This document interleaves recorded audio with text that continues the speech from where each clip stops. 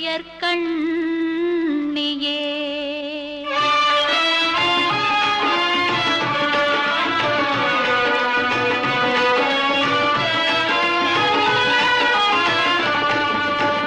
கொண்டை முடி அலங்கரித்து கொஞ்சம் கிளி கையில் வைத்து, கொண்டை முடி அலங்கரித்து கொஞ்சம் கிளி கையில் வைத்து, அஞ்சுக மொழி உமையாள் வீற்றிருந்தாள் அந்த அழகிய மாநகர் மதுரையிலே.